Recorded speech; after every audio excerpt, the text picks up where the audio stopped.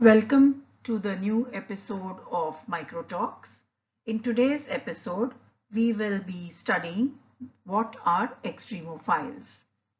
This particular group of organisms has been long neglected and not studied for lack of research, but now, due to the possibilities of their industrial importance, extremophiles have gained a lot of research and attention in the recent past. They have received a lot of attention with the advent of biotechnology on the scene because of the extremozymes which have found industrial applications. Extremozymes would be those enzymes which are secreted by the extremophiles, which are usually maybe heat tolerant with having a very low pH optima or a very high pH optima and so on. Besides the extremozymes, you also have proteins and compatible solutes which are found in these extremophiles which have got varied industrial applications. Extremophiles thus are remarkable organisms that thrive in extreme environmental conditions which would be inhospitable to most of the life forms. So let us see what are extremophiles. Extremophiles, typically we can say that these are organisms that live in environments where typically nothing else can grow. We can say that they are lover of extremes. Their normal habitats include extreme temperature areas, areas with extremes of pH levels. Then you have areas with a high salinity, pressure, radiation, and so on.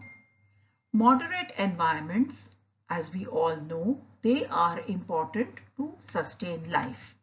A moderate environment will include all those environments where the pH is near neutral, the temperature is between 20 degrees to 40 degrees centigrade, that is in the mesophilic range.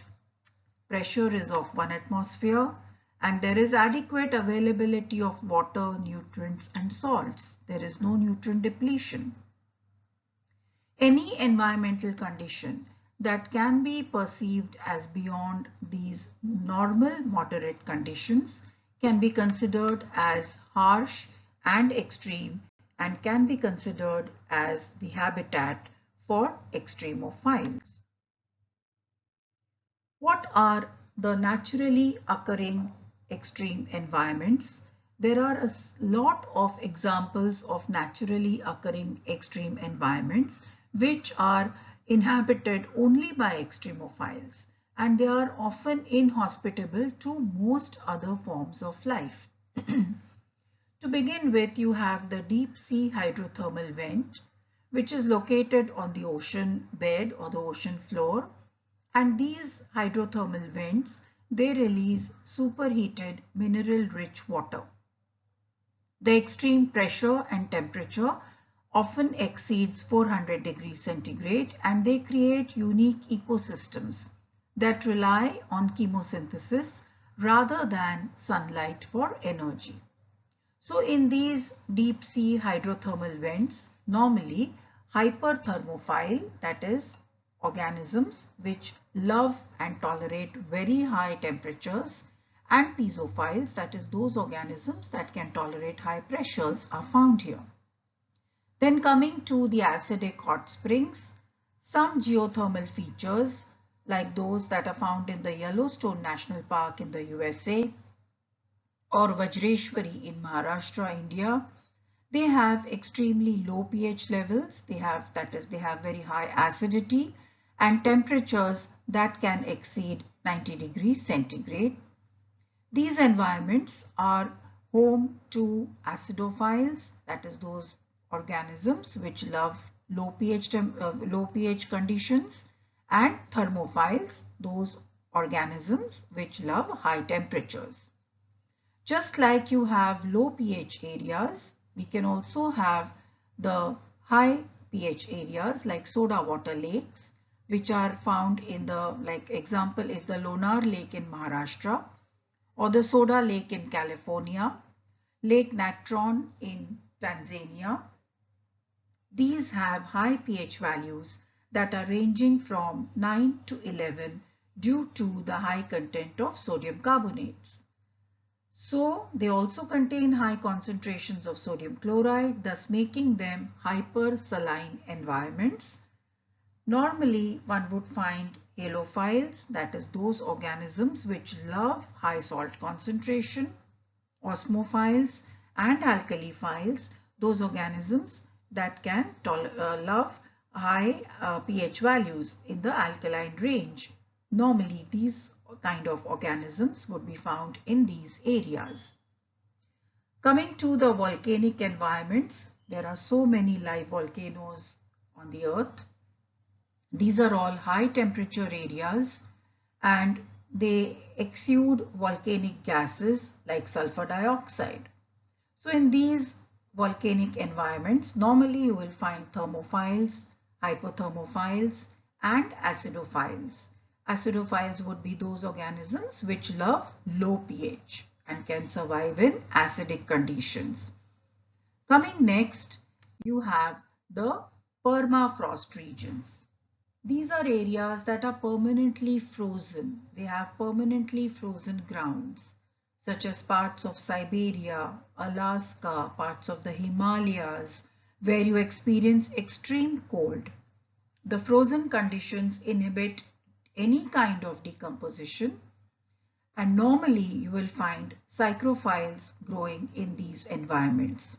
Psychrophiles are those organisms which love very low temperatures. Then you have polar ice caps, which are found in the Arctic and the Antarctic regions. They feature extreme cold, they are ice covered landscapes, and life is often limited, but they are also a habitat for specially adapted organisms like the psychrophiles. Psychrophiles are those organisms which love low temperatures and can grow in very low temperatures. Salt flats and salt mines, these are environments which are hypersaline environments. Example is the Salar de Uyuni in Bolivia. This is characterized by very high salinity, which can create deserts of salt. Then you have the Dead Sea in Jordan. These areas can experience extreme temperature fluctuations, making it difficult for many organisms to survive. So, halophiles, or those organisms which are salt loving, would be able to grow in these environments. You also have the Rann of Kutch, which is there in Gujarat, where there are salt, it almost appears like sand. You have the high pressure subsurface environments at extreme depths in the ocean or within the Earth's crust, where the pressure can exceed 1000 times than that at sea level. Organisms that are found in these environments, like certain types of bacteria, they have adapted to thrive under this kind of stress.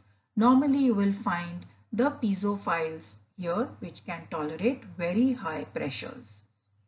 These extreme environments, they play a crucial role in our understanding of the adaptability of these bacteria and organisms and the multiple modifications that they develop in order to adapt to these extreme environmental conditions.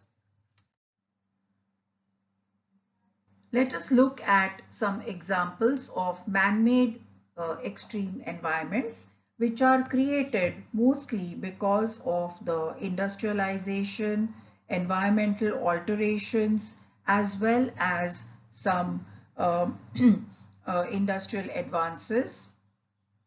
So, cold storages and industrial coolers are areas where we can find the temperatures are at 0 degrees or at sub-zero temperatures, and these are places where psychrophiles are found.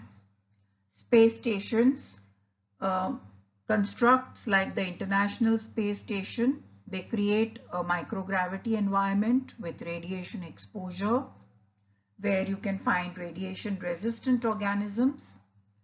Deep underground mines.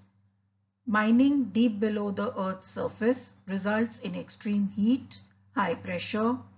Acid mine drainage is also seen often at the mining sites where acidophiles are found.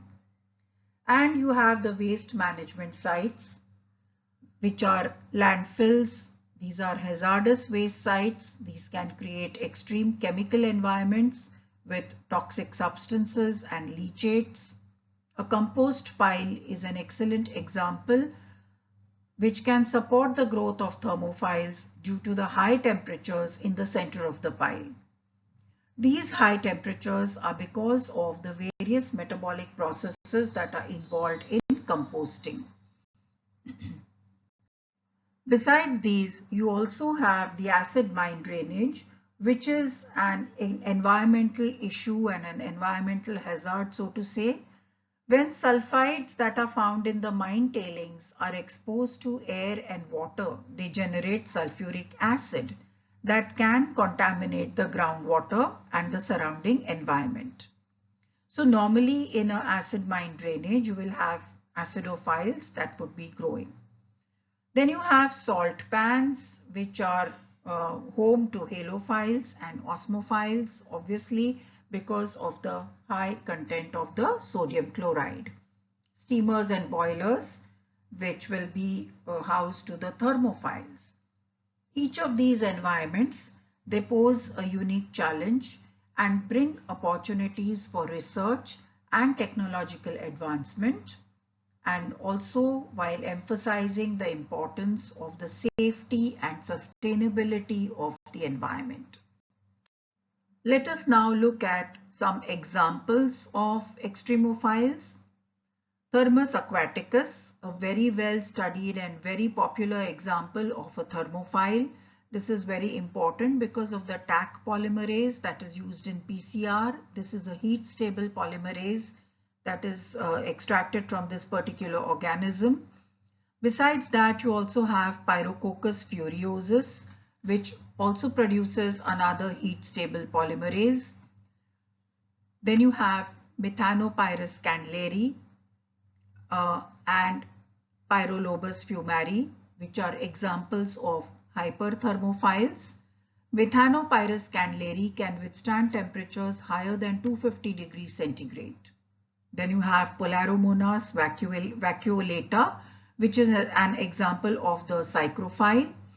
So Polaromonas vacuolata was first isolated from Antarctica and it is found to have gas vesicles. Then Picrophilus oshime, which was found in a fumarole in Japan. This is a very good example and very well studied example of an acidophile. So this particular organism was isolated from a fumarole in Japan. A fumarole is a vent in the surface of the earth from which hot volcanic gases and vapors are emitted. The fumarole from which the organism was isolated had a pH of 2. Natronobacter magadi, which is found in the Lake Magadi in Kenya, can tolerate both high salt concentration and alkaline pH. This is a very good example of alkalophile. This particular organism can display bright pink or red pigments due to the synthesis of carotenoids. Halobacterium salinarum, also known as Halobacterium halobium, is a very well studied example of halophiles and it can tolerate very high salt concentrations. It utilizes compatible solutes like potassium chloride to reduce the osmotic stress. Photobacterium profundum. This is a deep sea marine organism. This is a psychrophile and a piezophile. Pelagibacter ubique is a very small free-living marine organism which is an example of an oligophile. An oligophile would be that kind of an organism that can survive in nutrient stress conditions or low nutrient conditions. Most of these extremophiles, they all show molecular adaptations and belong to the class Archaebacteria. So that's all for now on Extremophiles. In my next episode, we will discuss the different molecular adaptations and the applications of extremophiles. Thank you all for watching this episode of Microtalks. Please do like, share and subscribe to my channel. Thank you everyone for watching.